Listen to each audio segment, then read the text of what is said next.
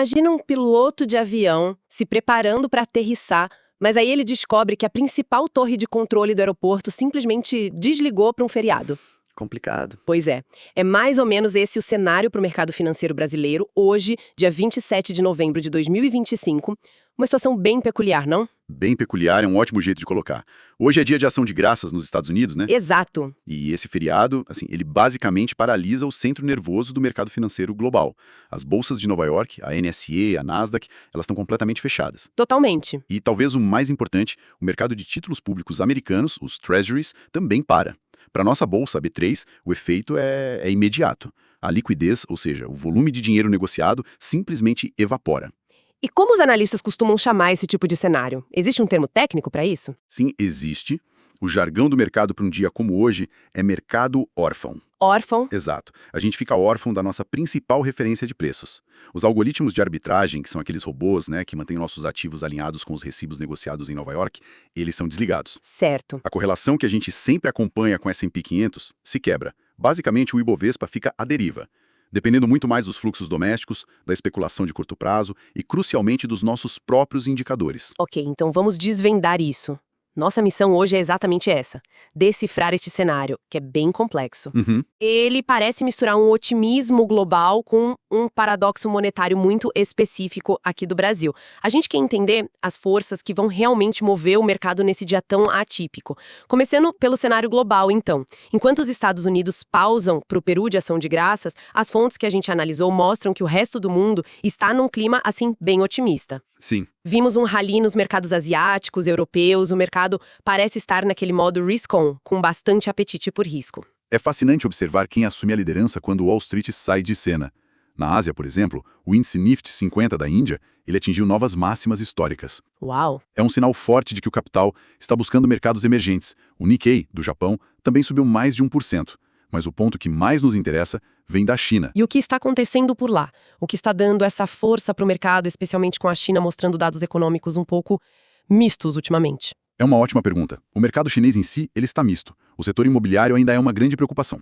A força, na verdade, vem da expectativa. Expectativa? Isso. Há uma crença generalizada de que o governo vai anunciar novos estímulos à infraestrutura para reaquecer a economia. E essa expectativa, por si só, já é suficiente para sustentar o preço de uma commodity essencial para a gente, o minério de ferro. Entendi. Aí depois que a Ásia fecha, Europa se torna o nosso farol de liquidez. O Stock 50, o DAX alemão, operam em alta. E eles passam a ser a principal referência de sentimento para a nossa manhã. Certo. Mas e os futuros americanos? Eles não desligam completamente ou desligam? Não, eles continuam operando eletronicamente, na plataforma Globex. A grande diferença é o volume, que é muito, muito menor. Ah, claro. E o pregão é mais curto, ele encerra por volta do meio-dia, no nosso horário. Mesmo assim, eles servem como um termômetro. E hoje, tanto os futuros do S&P 500 quanto do Nasdaq 100 operavam em alta moderada, ali entre 0,5% e 0,60%. Então, a síntese do cenário externo é que o sentimento geral é positivo.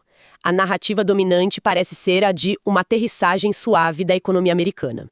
Com o mercado já dando como quase certa, com 80% de chance, um corte de juros pelo Fed em dezembro. Nesse contexto, a B3 deveria, teoricamente, pegar uma carona nesse otimismo, certo? Teoricamente, sim. Mas é exatamente nesse ponto que a simplicidade acaba e a complexidade do mercado brasileiro entra em cena. Espera um pouco. Se o mundo todo está otimista, por que a gente teria uma dinâmica tão diferente aqui? O que está acontecendo internamente que cria essa complicação? O que acontece é que a gente tem uma divergência clássica, mas hoje ela está especialmente acentuada. Dentro do nosso próprio índice, o Ibovespa, temos uma verdadeira batalha de titãs com destinos opostos. Uma batalha? É. De um lado, a força do minério de ferro impulsionando a Vale. Do outro, a fraqueza do petróleo pesando sobre a Petrobras. Vamos detalhar isso. Começando pelo petróleo. O que está pressionando o preço para baixo? O principal fator, segundo as fontes, foi um aumento, surpreendente nos estoques de petróleo dos Estados Unidos. Os dados mostraram um acúmulo de 2,8 milhões de barris. Nossa! Quando a expectativa era de um aumento minúsculo, de só 55 mil. Isso é um sinal muito claro de que a demanda está fraca ou a oferta está excessiva, o que é estruturalmente negativo para o preço. E por isso o Brent fica pressionado. Exato. Por isso a gente vê o petróleo Brent, que é a referência para a Petrobras, operando em patamares baixos, na faixa de 62 a 63 dólares o barril. E isso sem contar geopolítica, imagino. Exatamente. Há também ruído sobre possíveis negociações de paz entre Rússia e Ucrânia.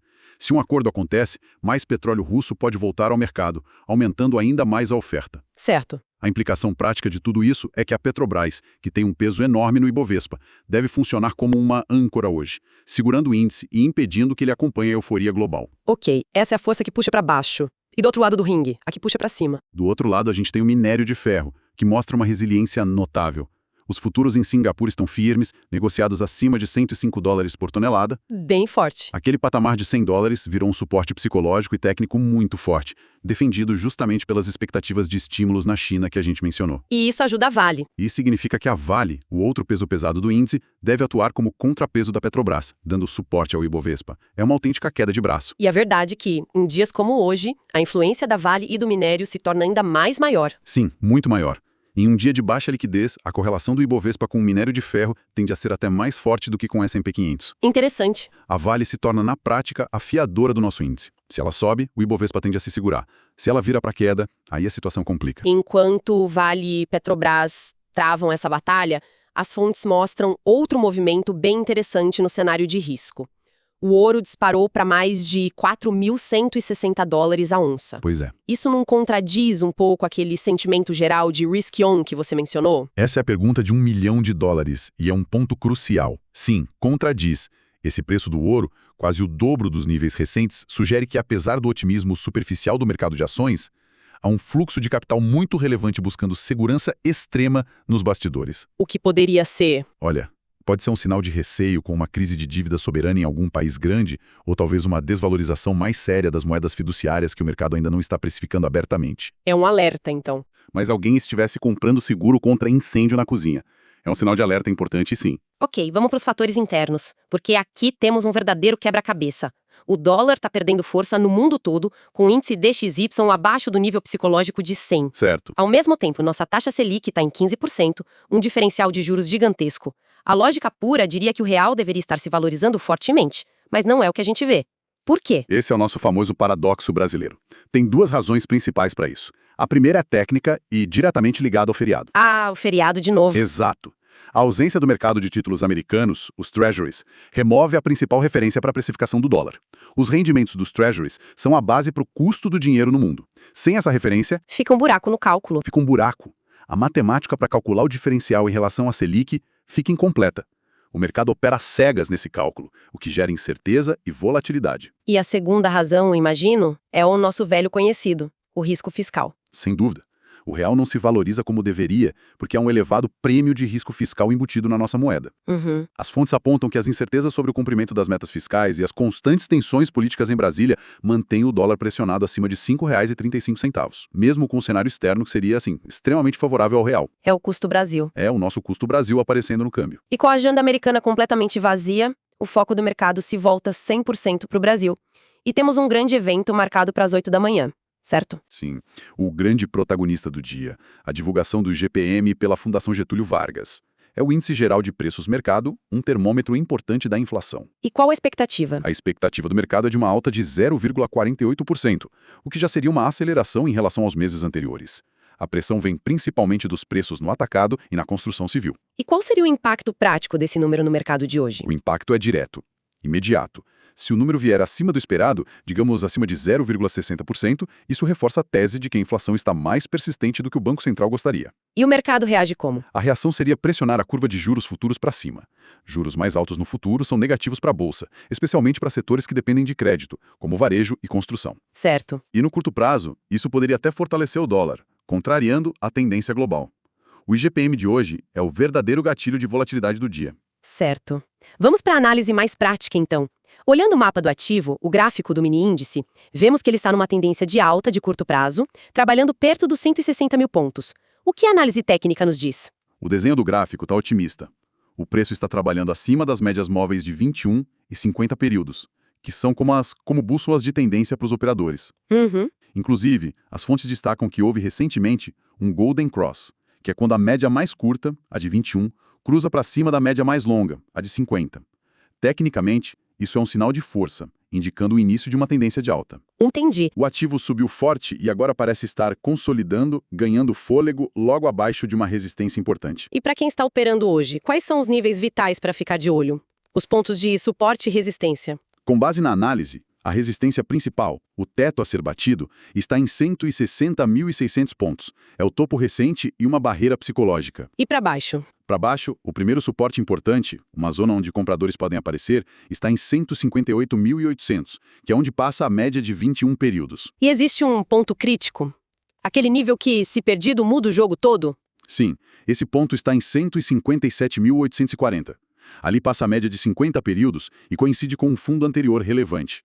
Perder essa região seria um sinal ruim, revertendo a tendência de alta para baixa no curto prazo. Ok. Mas aqui vem o grande alerta do dia, que é mais importante do que qualquer um desses números. E qual seria? O ponto mais crucial hoje não é a tendência, mas o volume. Com a liquidez 50% a 60% menor que o normal, a dinâmica do mercado muda completamente. Como assim? Rompimentos de resistência, os chamados breakouts, que os operadores adoram, eles tendem a falhar com muito mais frequência. São os famosos falsos rompimentos. Armadilha. Exato. O mercado mostra força, rompe um topo, atrai um monte de compradores e logo depois, sem força para continuar, ele volta para dentro da congestão, estopando todo mundo. Então, qual seria a abordagem mais prudente para um dia assim? A abordagem mais prudente, segundo a análise, seria operar o retorno à média.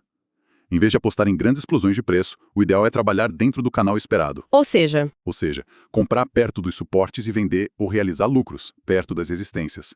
É um dia para ser mais tático e menos direcional, focar em movimentos curtos. ok, vamos juntar todas as peças agora. Temos um viés positivo vindo de fora, uma briga de foice entre Vale e Petrobras aqui dentro, o dado de inflação do IGPM como gatilho e o risco político sempre no radar. Exato. Como isso tudo se traduz em cenários prováveis para o dia? Se a gente consolidar toda essa análise, podemos desenhar 3 cenários operacionais claros. O primeiro, que as fontes dão uma probabilidade de 50%, é o que a gente pode chamar de alta de inércia. Certo. O índice abriria com um pequeno gap de alta, pegando carona na Europa, talvez testando a resistência dos 160.600. Mas, sem o combustível dos estrangeiros, ele perde força e o dia se desenrola de forma lateral. Travado. Os seguram de um lado, mas a Petrobras âncora do outro. Um IGPM dentro do esperado seria o gatilho para esse cenário morno. Entendi, esse é o cenário base, o mais provável. Qual seria o segundo? O segundo, com 30% de probabilidade, seria a realização por liquidez. A mecânica é a seguinte: o mercado até abre em alta, mas a ausência de compradores faz com que qualquer movimento de venda tenha um impacto maior. Entendi. O preço começa a escorregar lentamente ao longo do dia, buscando os suportes mais baixos, talvez lá na região de 157.800. Um IGPM muito acima do esperado seria o gatilho perfeito para isso, pois estressaria os juros e azedaria o humor local. E o terceiro cenário, aquele de menor probabilidade, mas que sempre precisamos ter em mente? Esse é o cenário de estresse político com 20% de probabilidade. É o cisne negro do dia. Uma notícia inesperada e negativa vinda de Brasília. Risco fiscal, algo do tipo. Exato. Algo sobre a meta fiscal, uma crise institucional. Isso faz o dólar disparar, se descolando completamente do exterior. Com baixa liquidez, qualquer movimento de venda em pânico seria amplificado, fazendo o índice corrigir forte e rápido. É o cenário de maior risco, sem dúvida. Para fechar, quais são as recomendações práticas que as fontes deixam para quem vai operar hoje? O consenso é claro. Primeiro, operar com metade da posição normal ou até menos. O spread, que é a diferença entre o preço de compra e o de venda, tende a ficar mais largo, tornando as operações mais caras. Certo, faz sentido. Segundo, evitar apostar em rompimentos, como a gente já falou. Terceiro, ficar de olho na Vale como uma verdadeira bússola do índice. E por último e mais importante, usar stops técnicos baseados no gráfico. Se proteger. É preciso se proteger da volatilidade e das violinadas, que são aqueles movimentos rápidos e falsos que só servem para tirar o operador da posição antes do preço voltar ao normal. Todo operador já passou por isso e em dias de baixo volume, essa armadilha é 10 vezes mais comum. E um dia como este, então, a disciplina parece superar qualquer tentativa de previsão. O objetivo principal é preservar capital e talvez aproveitar as poucas e claras oportunidades que um mercado de livro vazio pode oferecer. Exatamente. E esse dia é um fascinante experimento em tempo real. Ele nos força a fazer uma pergunta fundamental. O que é o mercado brasileiro sem a sua principal referência externa? É um teste de estresse que revela se os nossos ativos têm fundamentos próprios para se sustentar, ou se somos, no fundo, apenas um reflexo de Nova York. A resposta a essa pergunta diz muito sobre a maturidade e a verdadeira independência da nossa economia.